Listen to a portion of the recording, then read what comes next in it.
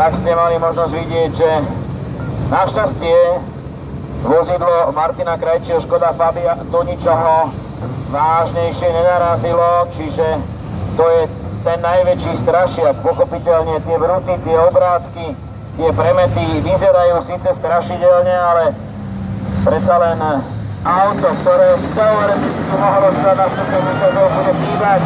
Je to Škoda Fabia Martina Krajčího.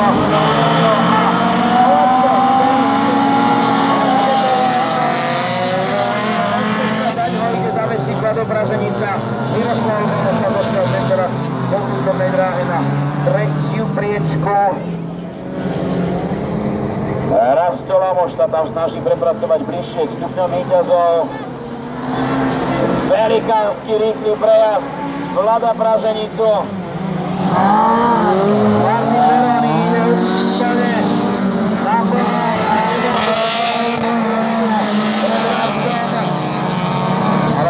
Za Rastom Valom Martin Tokár ešte tam doráža. Martin Tokár ide cez Bahorák. Len aby to ustal pri tom mimoriadne rýchlom prejazde, tak nie, Rasto Lamoš sa vracia, podržal si vnútornú dráhu. Sme v druhom kole, Vlado Praženica chce vyhrať zo všetkých síl. Tokár ide na široko a Rasto Lamoš odráža jeho útoky. Martin Veroni ide do cieľa tretieho kola, prenasledovaný Vladom Praženicom veľmi tesne.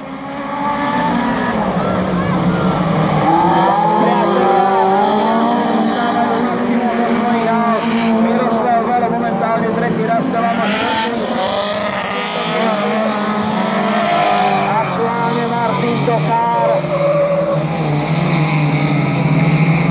Šiesta priečka Matej Zorman. Michala Luptáka tam vidíme na mieste 5. ale to už sme chceli 4. kola. A dokonca Miroslav Valo ide cez Vlada Praženicu, tak sa ide Miroslav Valo na druhé miesto. Fiat Bravo vidíme na druhom mieste a toto Vlado Praženica len tak nenechá.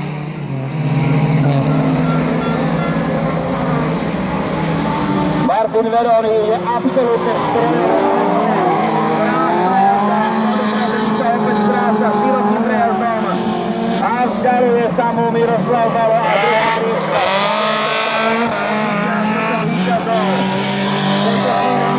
Zdraví divákov priamo otvorenými dverami.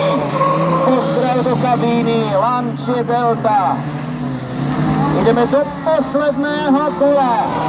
Záverečné kolo pre divíziu H1.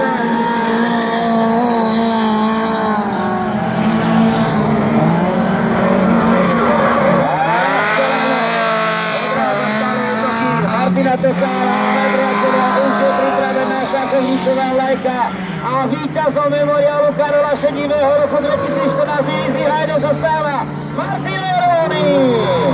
Tak to áno, priatelia, bolo to krásne. Miroslav Valo, miesto druhého. Vlado Praženica bude na stupňoch víťazov. Avšak a tretí.